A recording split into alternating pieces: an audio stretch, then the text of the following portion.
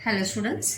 आज जो है हम इतिहास का पांचवा चैप्टर जो है वो स्टार्ट करने वाले हैं। फोर्थ चैप्टर हमने देखा था आर्थिक विकास, और पांचवें चैप्टर में जो है हम शिक्षा की विकास यात्रा यानी भारत देश में, हमारे देश में शिक्षा में शिक्षा क्षेत्र में, एजुकेशन डिपार्टमेंट में, शिक्षा क्षेत्र में कौन कौन सी प्रगति हुई है, विकास यात्रा यानी किस स्तर में किस प्रकार से प्रगति हुई है, कौन कौन से परिवर्तन जो है वहाँ पर हुए हैं, ये हम जो है इस पाठ में देखेंगे। इस पाठ में हम भारतीय शिक्षा व्यवस्था के प्रमुख चरणों और योजनाओं की संक्षेप में समीक्षा करेंगे। समीक्षा यानी क्या? विश्लेषण, चर्चा। प्रमुख चरण, प्रमुख यानी क्या? सभी घटनाओं या सभी घटकों को न देखते हुए जो प्रमुख बातें हैं या जो योजनाएं शिक्षा क्षेत्र में कार्यान्वित की गई है, अवलंबित की गई है, उन्हीं के बारे में हम यहाँ पर देखने वाले हैं। इसमें हम सभी जानते हैं प्राथमिक क्षेत्र होता है, माध्यमिक होता है और उच्च शिक्षा का विचार किया गया। प्राथमिक यानी प्राइमरी जो होता है 1 to 5, माध्यमिक 6 to 10, उच्च शिक्षा यानी 11 से लेके ग्रेजुएशन तक। साथ ही भारत के कुछ प्रतिनिधि क्षेत्र के अनुसंधान संस्थानों की समीक्षा की गई है। तो कुछ भारत के कुछ ऐसे प्रतिनिधि क्षेत्र यानी क्या? महत्वपूर्ण क्षेत्र की अनुसंधान संस्थानों की, अनुसंधान यानी क्या? आविष्कार, खोज। यहाँ पे उसका भी स्पष्टीकरण जो है इस चैप्टर में हमें देखने को मिलेगा। इसके आधार पर हम संपूर्ण देश की शिक्षा व्यवस्था की कल्पना कर सकते हैं कि हमारे देश में शिक्षा का किस प्रकार से शिक्षा की प्रगति जो है वो किस प्रकार से हुई है। अगर हम देखेंगे तो भारत में शिक्षा की समस्या कितनी जटिल और गंभीर है। अगर आज भी हम देखेंगे, भले हम 21वीं शताब्दी की बात कर रहे हैं, लेकिन फिर भी भारत के ऐसे कुछ क्षेत्र हैं जहाँ पर अभी भी पढ़ाई करना या पढ़ाई से संबंधित बहुत सारी समस्याएं जो है या बहुत सारी समस्याओं का सामना लोगों को करना पड़ रहा है। इसका अनुभव हमें स्वतंत्र भारत में वर्ष 1951 में हुई जनगणना द्वारा हुआ। ये तो 1951 की बात यहाँ पर हम पाठ में बताई गई है। जनगणना यानी क्या? जो लोगों की जानकारी जो इकट्ठा की जाती है कि आपके घर में कितने लोग हैं, कितने लोग पढ़े लिखे हैं, कौन सी कक्षा तक पढ़े लिखे हैं, ये सब जानकारी जब निकाले सरकार द्वारा निकाले उसे कहते हैं जनगणना। जनगणना में साक्षरता का परिमाण जो है 17% था। कितना था? 17% था। यह परिमाण निम्नानुसार बढ़ता गया। देखिए यहाँ पर 51 में कितना था? 17% था। और 1971 में, मतलब 20 साल में 51 में 20 जोड़ेंगे तो 71, तो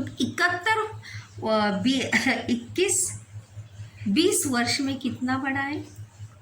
17 दूना 24, दुगना वहाँ पर बढ़ा है। 1981 में 43% बढ़ गई है साक्षरता, 1951 में 52% हो गई, और यहाँ पर 2001 का यहाँ पर दिया है। कितना प्रतिशत बढ़ी है साक्षरता? 64%, 64%। इस परिणाम को बढ़ाना भारत सरकार के सम्मुख सबसे बड़ी चुनौती थी। मतलब ये परिमाण जो है या ये परसेंटेज जो शिक्षा के क्षेत्र में जो बढ़ा है वो अपने आप जो है वो बढ़ा नहीं है। उसे बढ़ाने के लिए लोगों में कितनी जन जागृति लानी पड़ी, कितने सारे योजनाओं का अवलंबन जो है वहाँ पर सरकार को करना पड़ा। तब जाके मतलब 1951 में जो 17% था वो 2001 में 64 हो गया। तो वहाँ तक आने के लिए सरकार को बहुत सारी उपाय योजनाओं का जो है वहाँ पर अवलंबन जो है वहाँ पर करना पड़ा। वो अपने आप जो है वहाँ पर हुई नहीं। तो वहाँ पर कौन कौन सी योजनाओं का अवलंबन जो है वहाँ पर सरकार को करना पड़ा, ये हम सबसे पहले यहाँ पर देखेंगे। इसमें सबसे पहली बारी आती है वो है प्राथमिक शिक्षा। किसकी बारी आती है? वो है प्राथमिक शिक्षा।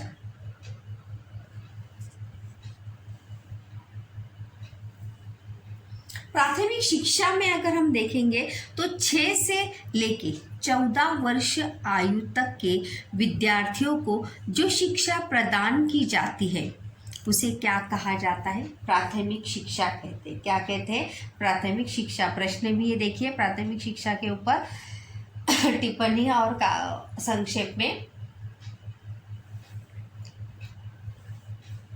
उसे प्राथमिक शिक्षा कहते हैं। और वर्ष 1988 में केंद्र सरकार ने प्राथमिक शिक्षा का प्रसार करने तथा शैक्षिक स्तर यानी क्या, एजुकेशनल क्वालिटी को बढ़ाने के लिए सुधार लाने के लिए खड़िया यानी शामपट नाम की योजना जो है वो प्रारंभ की। कौन सी योजना प्रारंभ की? रिक्त स्थान के लिए, असत्य जोड़ी के लिए। याद रखिए कौन सी योजना प्रारंभ की? खड़िया शामपट। और कौन सी ईयर में की है? 1988 में। यह योजना ऑपरेशन ब्लैक बोर्ड नाम से जानी जाती है। इसे ये भी है कि ये योजना जो है कौन से नाम से जानी जाती है? Operation black board. रिक्त स्थान के लिए और असत्य जोड़ी के लिए ये नाम भी आपको याद रखना है कि ये योजना जो है कौन से नाम से जानी जाती है। Operation black board. विद्यालयों के स्तर में सुधार लाना, इस योजनाओं का मतलब ऑपरेशन ब्लैक बोर्ड, इस योजना का काम क्या था, कार्य क्या था? ये देखिए, विद्यालयों के स्तर में सुधार लाना ये एक पहला कार्य था।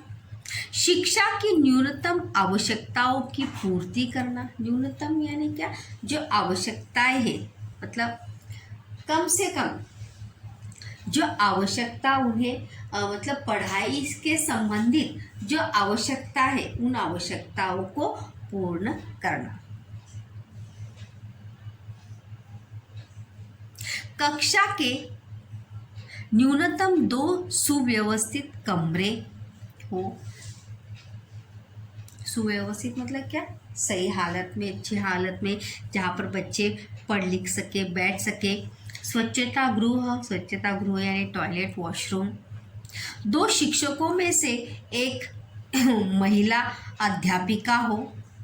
शामपट यानी जिसे ब्लैक बोर्ड कहते हैं, हिंदी में ब्लैक बोर्ड को शामपट कहते हैं। क्या कहते हैं? शामपट।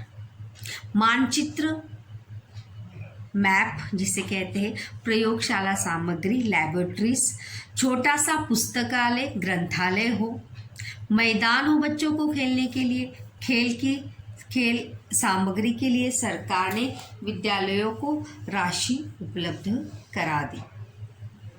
और बच्चे मतलब बच्चों का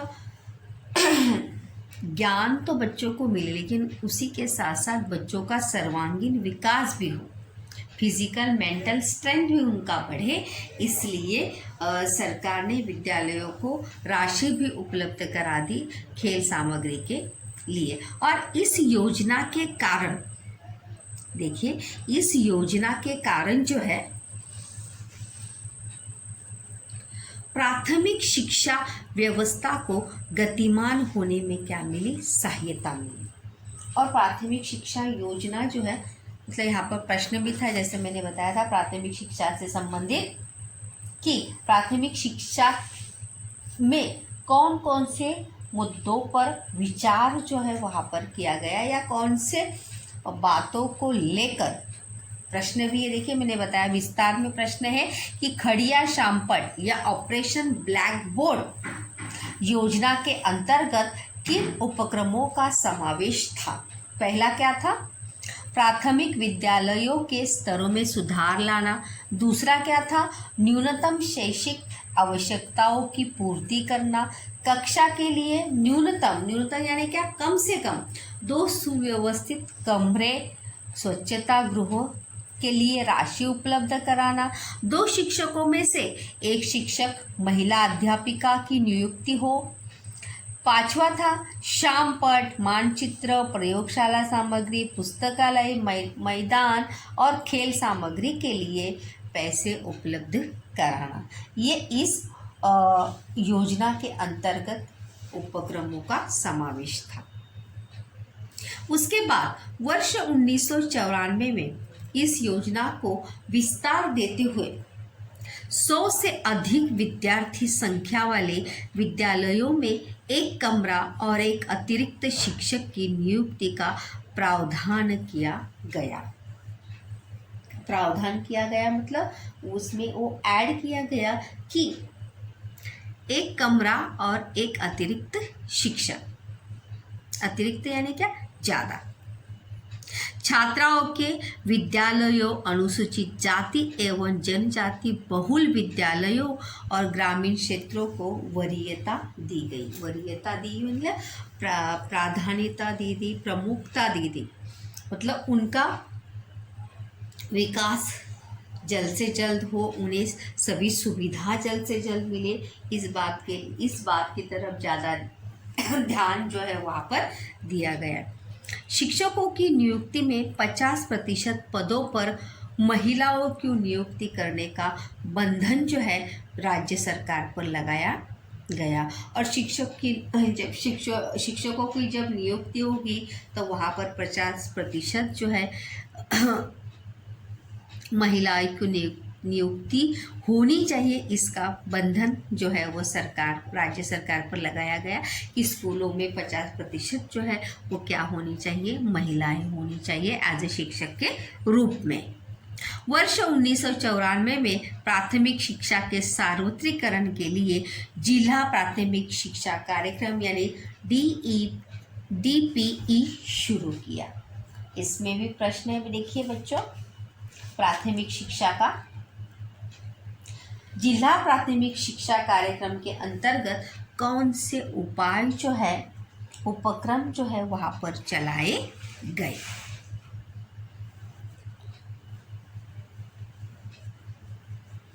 शुरू किया गया कार्यक्रम का नाम क्या था, वर्ष याद रखिए रिक्त स्थान के लिए 1994, और कार्यक्रम का नाम क्या था, जिला प्राथमिक शिक्षा कार्यक्रम।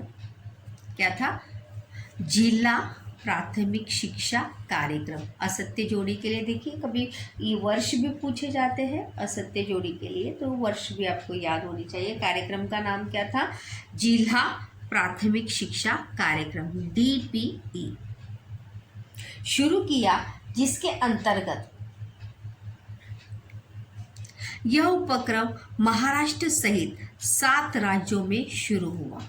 महाराष्ट्र के साथ साथ इस उपक्रम जो है बाकी के 7 राज्यों में भी ये शुरू हुआ।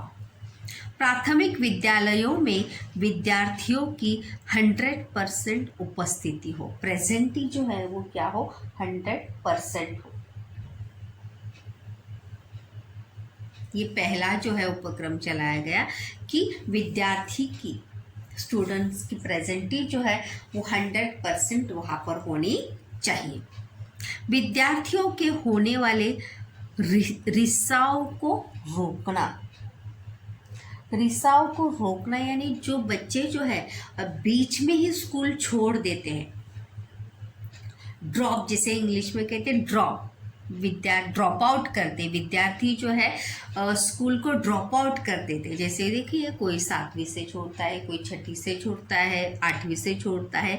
तो ये जो ड्रॉप आउट का जो बच्चों का जो स्कूल ड्रॉप आउट करने का जो सिस्टम था, उसे क्या करना, रोक लगाना, उसे रोकना, बच्चों को स्कूल में रोक के रखना। अभी हाथ पकड़ कर रोकेंगे क्या? नहीं, उनके लिए उनकी समस्याओं को सुलझाने के लिए प्रयास करना, उनकी समस्याओं को सुलझाना। आगे दिया भी है, लड़कियों की पढ़ाई लिखाई, दिव्यांगों के लिए शिक्षा, प्राथमिक शिक्षा पर अनुसंधान और मूल्यांकन। देखिए, लड़कियों और दिव्यांगों की शिक्षा व्यवस्था, ये कार्य अंतर्गत था। दूसरा है प्राथमिक शिक्षा पर अनुसंधान और मूल्यांकन करना, और वैकल्पिक शिक्षा, सामाजिक जागृति आदि उपक्रमों का इसमें क्या था? समावेश था।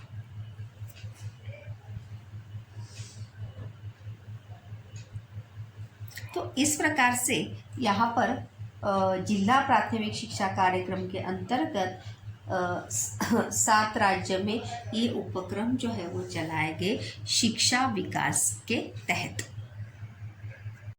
जैसे कि मैंने आपको हमेशा बताया है कि क्या आप जानते हैं में से भी प्रश्न आते हैं, तो इसे भी देखना पढ़ते हैं। हम देखते हैं ताराबाई मोड़क जो है बहुत महान ऐसी शिक्षिका होकर गए हैं, जिन्होंने शिक्षा क्षेत्र में अपना बहुत बड़ा योगदान दिया है। उनके नाम का स्कूल भी है दादर में, ताराबाई मोड़क नाम का एक बीएड का कॉलेज भी है उनके नाम से। ताराबाई मोड़क ने बोर्डी और कोसबाड़, ये जगह के नाम है, शैक्षिक कार्य को जो है प्रारंभ किया। आदिवासी बच्चों के लिए आंगनवाड़ी जिसे हम ये अभी जो प्री ग्रुप वगैरह कहते हैं, आंगनवाड़ी प्रारंभिक कक्षाएं, जहाँ पर बच्चों को पढ़ाई के प्रति रुचि निर्माण की जाती है, ऐसी कक्षाएं। प्रत्यक्ष कृति द्वारा शिक्षा, प्रत्यक्ष कृति प्रैक्टिकल से माध्यम से पढ़ाई। चरागाह शाला, तकनीकी व्यावसायिक शिक्षा का प्रचार करने के लिए उन्होंने बहुत ही कठोर परिश्रम जो है ताराबाई मोड़क ने किए हैं। और उनके साथ साथ अनुताई वाघ, इन्होंने भी ठाणे जिले के कोसबाड़ में आदिवासियों की उन्नति के लिए एक संस्था स्थापित की थी। याद रखिए, असत्य जोड़ी के लिए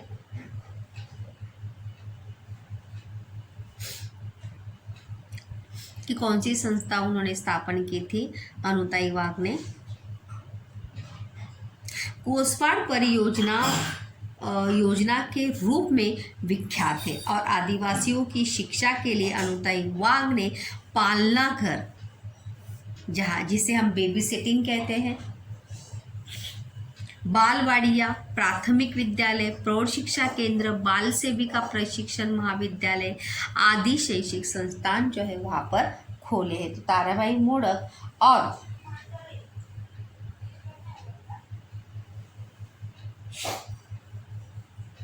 अनुताई वाघ, संकल्पना चित्र पूर्ण कीजिए।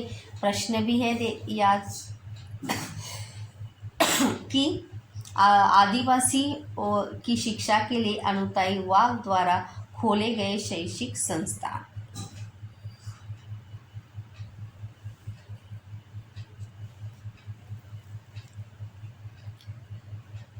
तो विद्यार्थियों का उचित भरण पोषण हो मतलब पालन पोषण हो, इसके तहत जो है वहाँ पर कार्यक्रम चलाए गए।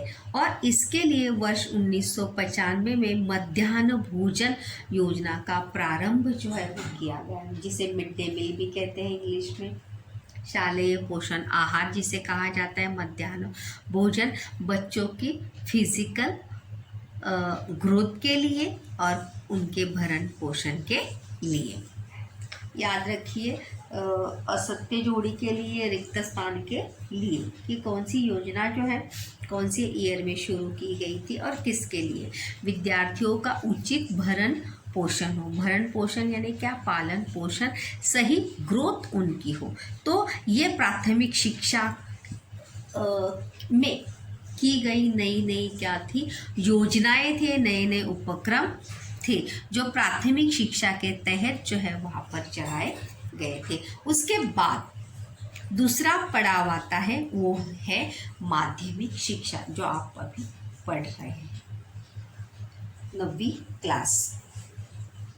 भारत स्वतंत्र होने के बाद पश्चात यानी शिक्षा मंत्री मौलाना अब्दुल कलाम आज़ाद ने शिक्षा क्षेत्र में अमूलाग्र परिवर्तन लाने का निश्चय किया। अमूलाग्र यानी महत्वपूर्ण बदलाव लाने का निश्चय जो है उन्होंने किया था, और इसके लिए विश्वविद्यालय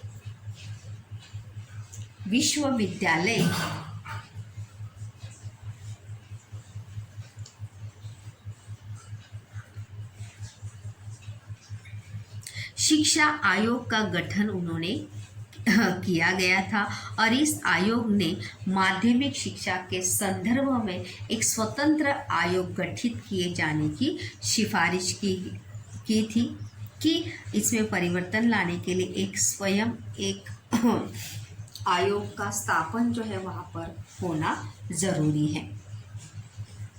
और उसके अनुसार वर्ष 1952-53 में मुदलियार आयोग का गठन जो है वहाँ पर किया गया। याद रखिए, असत्य जोड़ी के लिए रिक्त स्थान के लिए कि कौन से वर्ष में 52-53 में कौन से आयोग का गठन किया गया, मुदलियार आयोग का गठन जो है वहाँ पर किया गया। और उस समय भारत में शिक्षा का प्रतिरूप पैटर्न कैसा था, देखिए 11वीं प्लस स्नातक के 4 वर्ष अथवा 11वीं प्लस 1+3 था। स्नातक यानी क्या, डिग्री, ग्रेजुएशन जिसे हम कहते हैं। तो आयोग का कार्य देखिए, आयोग ने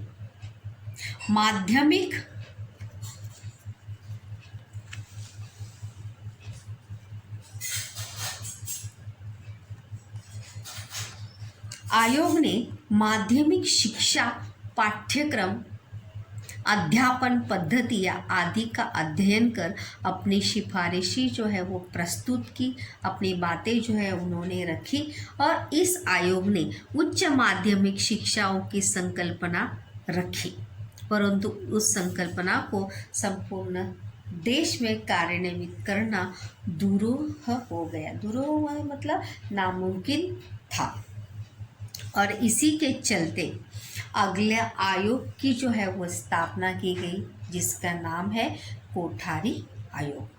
यहाँ पर देखिए, क्या आप जानते हैं क्या भी है, महाराष्ट्र राज्य माध्यमिक व उच्च माध्यमिक शिक्षण मंडल, जिसकी स्थापना जो है कब हुई है, 1 जनवरी 1966 को पुणे में की गई। कहाँ की गई, पुणे में। याद रखिए असत्य जोड़ी के लिए जगह का नाम।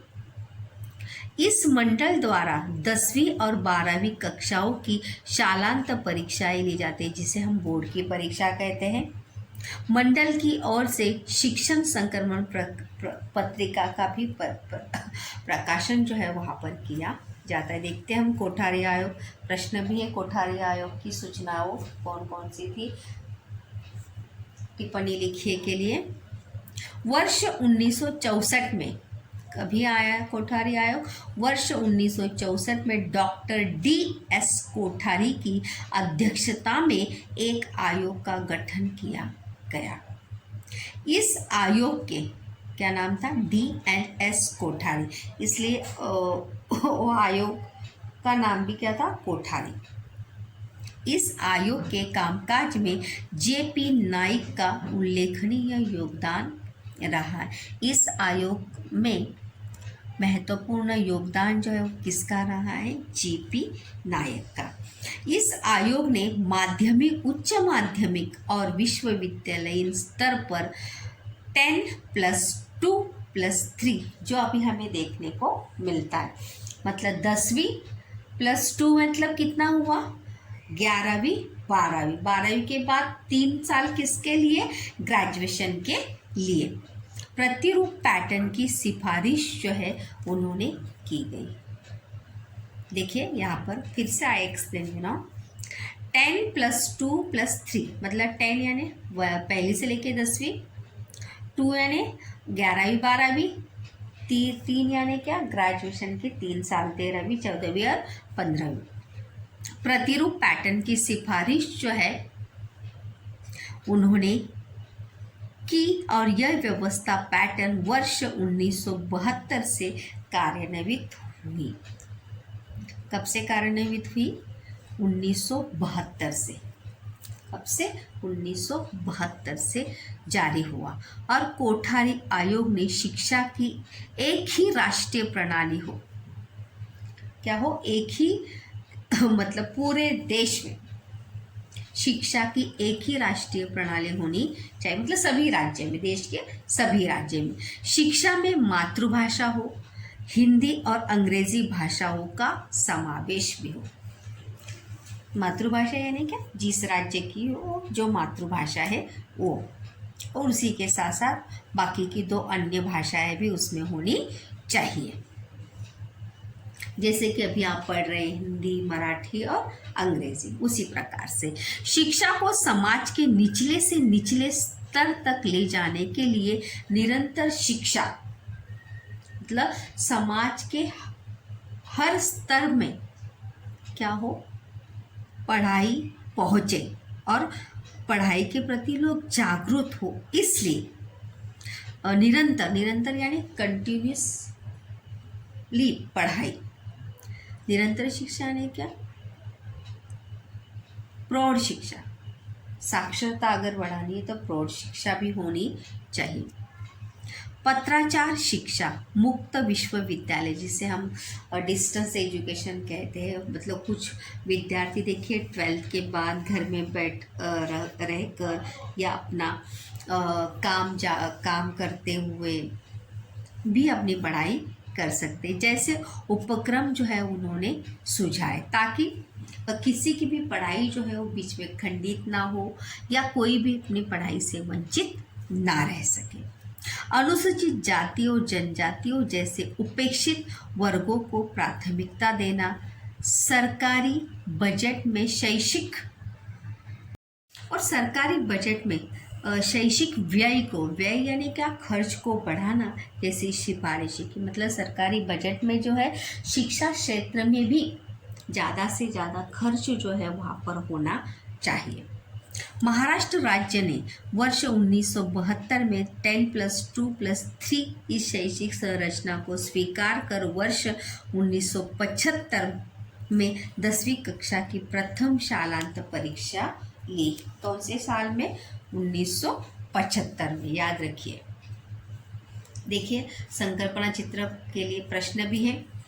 कोठारी आयोग द्वारा सुझाए गए शिक्षा के उद्देश्य कौन से थे? देखिए, शिक्षा का आधुनिकीकरण, संकल्पना के लिए प्रश्न भी है, संकल्पना चित्र पूर्ण कीजिए। और कोठारी टिप्पणी के लिए भी प्रश्न है, दोनों में प्रश्न आते हैं, तो ध्यान से देखिए। शिक्षा का आधुनिकीकरण यानी कुछ नयापन जो है वो पढ़ाई में होना चाहिए। सामाजिक एवं राष्ट्रीय एकात्मता, मतलब कोठारी आयोग ने सभी पूरे देश में एक ही शिक्षा प्रणाली जो है वो जारी करके सामाजिक एवं राष्ट्रीय एकात्मता का उदाहरण जो है वहाँ पर प्रस्तुत किया था। सामाजिक, नैतिक, आध्यात्मिक मूल्यों का संवर्धन भी होना चाहिए, ऐसी पढ़ाई जो है वो होनी चाहिए। दूसरा है शिक्षा और उत्पादकता, पढ़ाई के साथ साथ मतलब उत्पादकता पर भी ध्यान देना आवश्यक है।